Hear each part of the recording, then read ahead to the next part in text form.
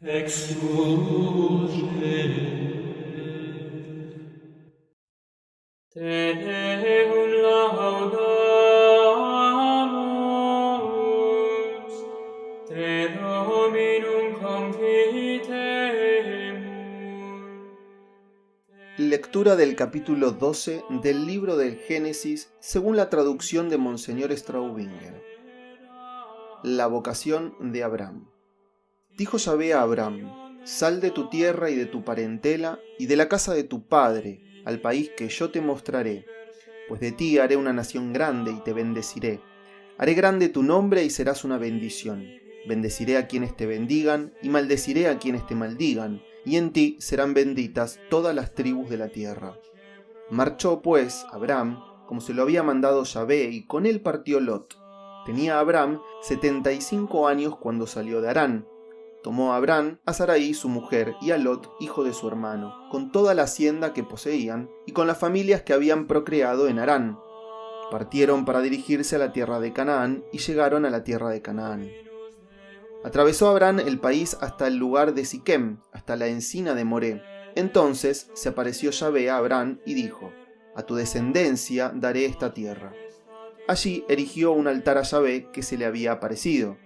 Pasó de allí a la montaña, al oriente de Betel, donde asentó su tienda, teniendo a Betel al occidente y a Jai al oriente.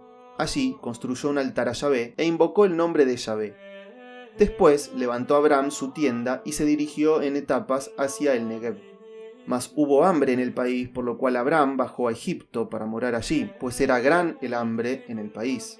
Estando ya próximo a entrar en Egipto, dijo a Sarai, su mujer: mira, yo sé que eres mujer hermosa, por eso, cuando te vean los egipcios, dirán: esta es su mujer, y me matarán a mí, y a ti te dejarán la vida. Di pues, te ruego, que eres mi hermana, a fin de que me vaya bien por causa tuya, y sea salva mi vida por amor de ti. Efectivamente, cuando Abraham entró en Egipto, vieron los egipcios que la mujer era muy hermosa. Viéronla también los cortesanos del faraón, los cuales se la alabaron al faraón, de modo que la mujer fue llevada al palacio del faraón. Este trató a Abraham muy bien por causa de ella, y se le dieron ovejas y ganados, y asnos y siervos, y siervas y asnas y camellos. Mas Yahvé hirió al faraón con grandes plagas, a él y a su casa, por Sarai, la mujer de Abraham.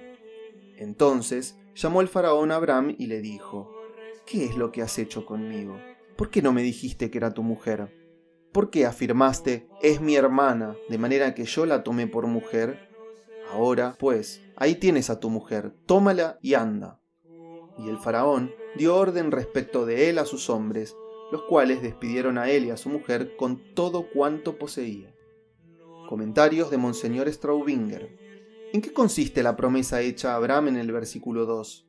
Si admitimos el íntimo conexo entre el protoevangelio que encontramos en Génesis capítulo 3, versículo 15, podemos deducir que esta bendición especialísima consiste en que la posteridad de Abraham, es decir, el pueblo judío, será elegido por Dios para obrar una liberación universal y espiritual, y esto por uno de sus hijos, el cual triunfará plena y perfectamente sobre la serpiente diabólica. En efecto, son tres las promesas que el patriarca recibe. A.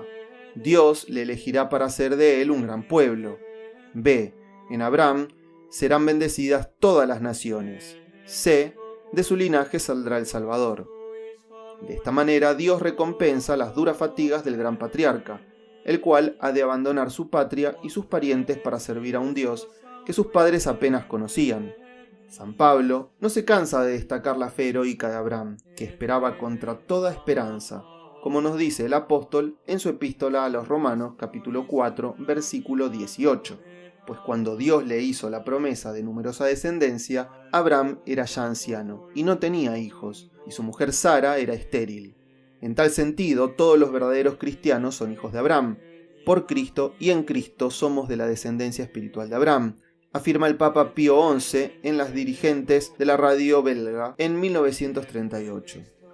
Por lo tanto, la historia del pueblo de Abraham debe tener el más conmovedor interés para nosotros, que somos sus herederos espirituales, pues trata anticipadamente de Jesús, su origen terreno y su carne, que ahora está sentada en el trono a la diestra del Padre. Solo mirándolo desde Cristo entendemos el Antiguo Testamento. No conocemos la fecha exacta del viaje de Abraham a Palestina descrito en el versículo 5. En general, se cree que se realizó alrededor del año 2000 a.C. Últimamente, algunos historiadores han propuesto atribuir el viaje de Abraham a los siglos XVIII o XVII a.C. Canaán, es decir, Palestina, en aquel tiempo, era un país muy fértil. El escritor egipcio Sinué, que vivió en el siglo XVIII a.C., alaba el país de Canaán extraordinariamente, diciendo: «La tierra aquella es hermosa, Ja es el nombre de ella, hay higos en ella juntamente con racimos de uva, abunda en ella el vino más que el agua, copiosa es su miel, sus olivos son numerosos, frutos de todas clases tienen sus árboles, hay granos allí juntamente con trigo, no existe límite para los rebaños todos». Los cananeos vivían en ciudades y lugares fortificados y permitían que las tribus nómadas apacentaran sus ganados en el país abierto. La venida de Abraham con sus pastores y rebaños era para ellos una cosa insignificante, ya que el patriarca no molestaba a los habitantes de las ciudades, sino que venía e iba como uno de tantos jeques nómadas. Sin embargo, parece que más tarde se produjeron dificultades en el sur del país.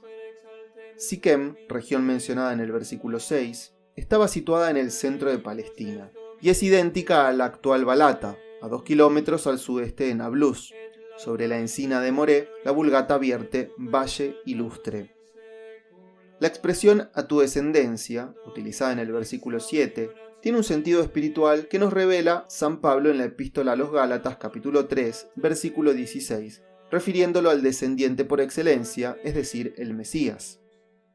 Betel, lugar mencionado en el versículo 8, hoy en día es Beitín, a los 16 kilómetros al norte de Jerusalén, y es conocida por el sueño de Jacob y más tarde por el culto que allí se tributó al ídolo del becerro.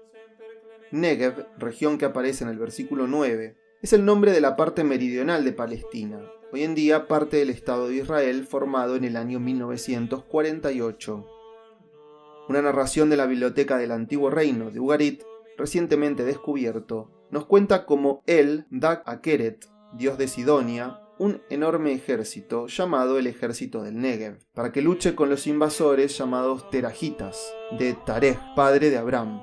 El texto parece escrito aproximadamente hacia la fecha de la irrupción de los hebreos, en el sur de Palestina. Las tablillas que contienen esa narración están incompletas, pero parece que permiten deducir los terajitas se establecieron en el país y los cananeos se vieron obligados a retirarse ante ellos. Sara era, según Génesis capítulo 20, versículo 12, hermanastra de Abraham, o según otra interpretación, su sobrina, y a la vez su esposa, lo cual no es extraño en aquel tiempo, en que la ley mosaica no existía aún. La conducta de Abraham se explica por la costumbre de los reyes de apoderarse de las mujeres extranjeras matando a los maridos. En cambio, si se trataba de una mujer no casada, solían dar regalos a los hermanos de la misma. San Agustín nota que Abraham se portó aquí con una sabiduría llena de luz. En cuanto a la belleza de Sara, que teniendo más de 65 años no parece que estuviera en estado de despertar la concupiscencia de un faraón egipcio, pero si se tiene en cuenta que el mismo fenómeno aparece más tarde en el episodio de Abimelech con Abraham, y de nuevo en Isaac, y además que va íntimamente ligado no tanto con la longevidad ultracentenaria de los patriarcas, sino también con la maternidad nonagenaria de Sara, y más generalmente con la fecundidad centenaria de los patriarcas, aparecerá claro que la Biblia quiere presentar este grupo de fenómenos como efectos de un privilegio que fue reservado a los progenitores del pueblo de Dios en cuanto tales.